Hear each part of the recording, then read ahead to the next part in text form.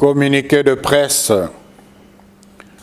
Démenti du secrétariat général de la SENCO sur la désinformation de M. Freddy Mulumba relative à l'attitude de l'Église catholique face au danger de la balkanisation de la RDC.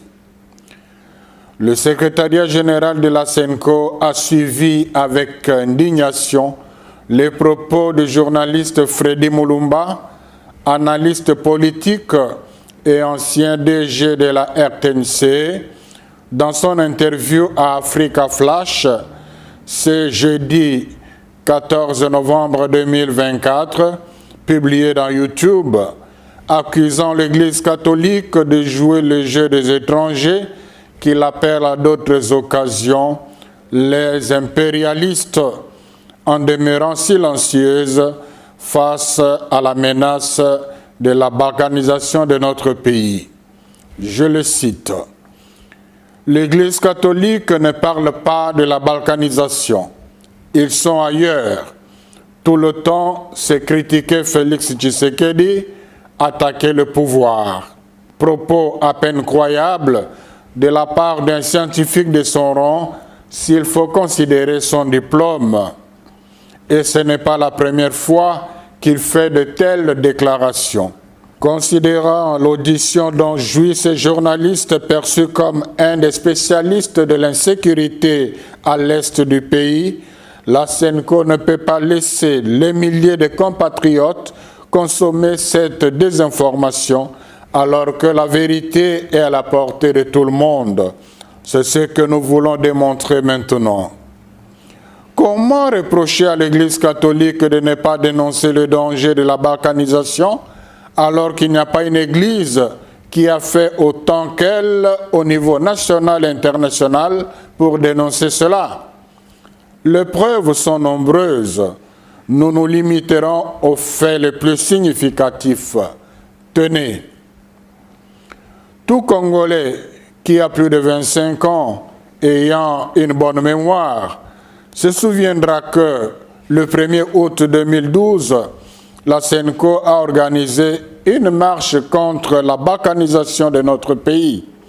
Dans toutes les provinces, beaucoup de compatriotes non catholiques nous ont rejoints dans cette manifestation.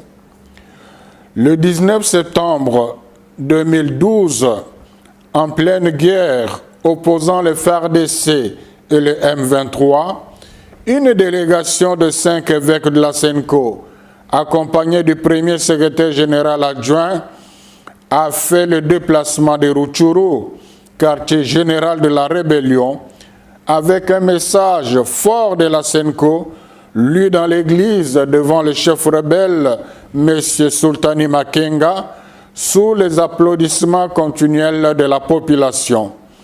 Message dénonçant les velléités de la balkanisation et invitant les rebelles au dialogue avec le pouvoir.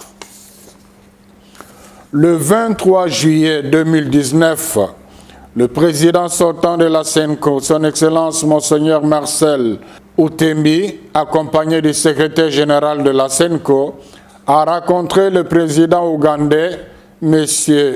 Yoweri Museveni, en présence du président de la conférence épiscopale ougandaise, entre autres pour l'interpeller sur la présence et les exactions des ADF NALU dans notre pays. Le 11 août 2022, à l'issue d'une visite à l'est de notre pays, le cardinal Fridolin Ambongo a lancé un appel pressant à la conscience nationale face à la tentative de la balkanisation de notre pays en ces termes. Le risque de la balkanisation que nous avons dénoncé devient de plus en plus une réalité.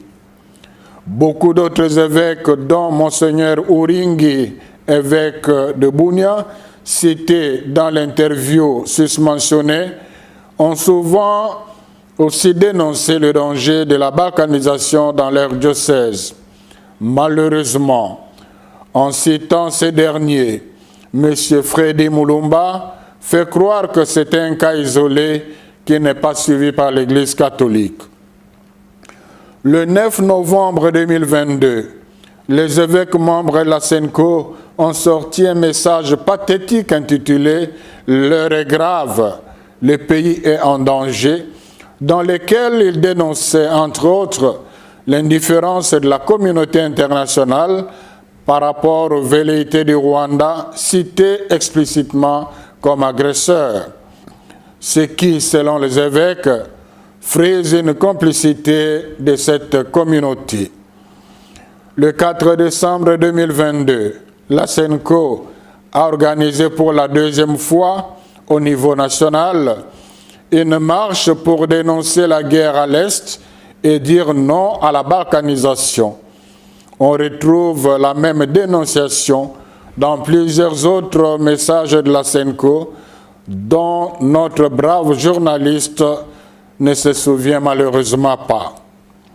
Dans plusieurs messages de la SENCO, les évêques ont conseillé au gouvernement l'organisation des concertations nationales dans l'unique but de renforcer la cohésion sociale et de créer une forte dynamique nationale au-delà des sensibilités politiques pour faire face ensemble aux défis sécuritaires, appel qui n'a jamais été entendu.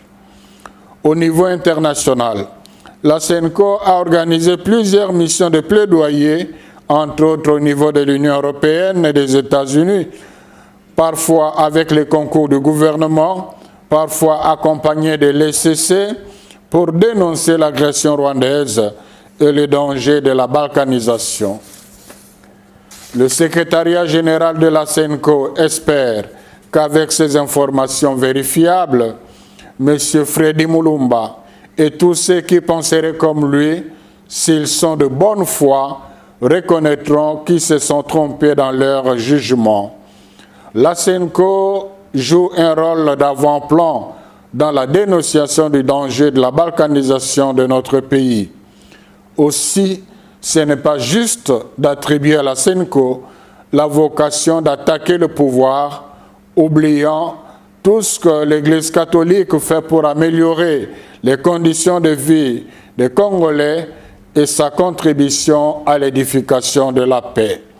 L'Église catholique a toujours été et sera du côté du peuple.